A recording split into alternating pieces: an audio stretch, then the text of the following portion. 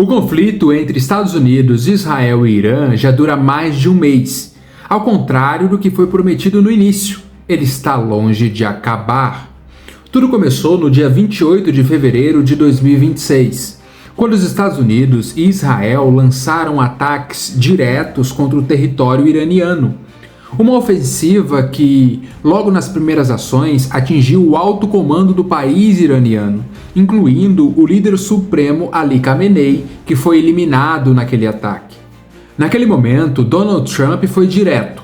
Disse que resolveria o problema sozinho. A ideia era clara: uma operação rápida, uma pressão forte e um acordo em poucas semanas. Mas a realidade foi outra.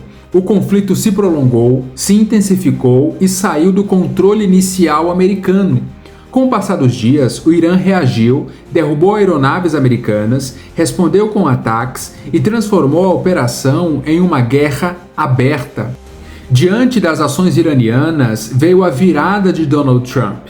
Ele disse que resolveria o problema sozinho, mas passou a pedir ajuda de aliados. Primeiro buscou apoio dos países europeus em geral, mas a resposta dos países europeus foi negativa. A Europa recuou, mostrou resistência em se envolver diretamente no conflito no Oriente Médio.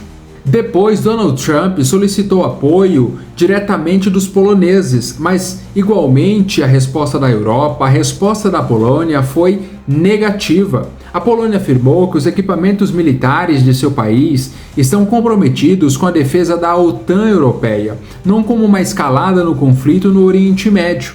Isso expôs uma contradição clara.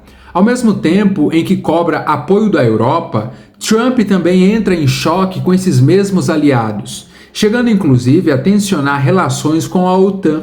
Isso expôs uma contradição.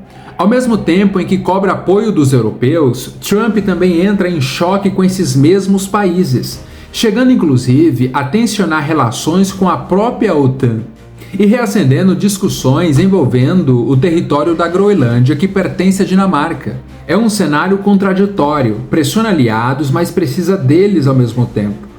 Enquanto isso, no campo militar, a situação piora. Um bombardeiro americano foi derrubado no território do Irã.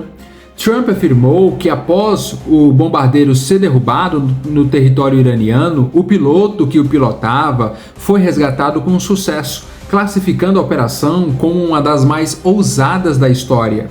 Mas o Irã contestou esse posicionamento americano e afirmou que a operação falhou e que o piloto não foi resgatado como divulgado pelo governo americano. Ou seja, além da guerra militar, tem-se neste momento também uma guerra narrativa. E no meio de tudo isso, Trump elevou ainda mais o tom. Deu um ultimato ao Irã e estabeleceu prazo até o dia 7 de abril. E deixou claro: ou o Irã aceitasse os seus termos de paz, ou enfrentaria uma destruição total, algo que na prática significaria levar o país iraniano à Idade da Pedra. Contudo, como esperado, o prazo passou e o conflito continua. E talvez o ponto mais importante seja esse: Trump entrou nesse conflito acreditando que seria rápido, simples e controlável. Algo parecido com outras ações externas que tiveram resolução rápida, tais como a da Venezuela, que Trump em poucas horas capturou o presidente Nicolás Maduro. Mas agora a situação é completamente diferente. O Irã não recuou, os aliados não responderam como esperado e o conflito se tornou mais complexo. E isso tem um impacto interno direto, porque não é só uma guerra externa que Donald Trump está lidando. É também uma questão política dentro do próprio Estados Unidos. Com as eleições de meio de mandato se aproximando, o cenário se torna ainda mais delicado para Trump e o Partido Republicano.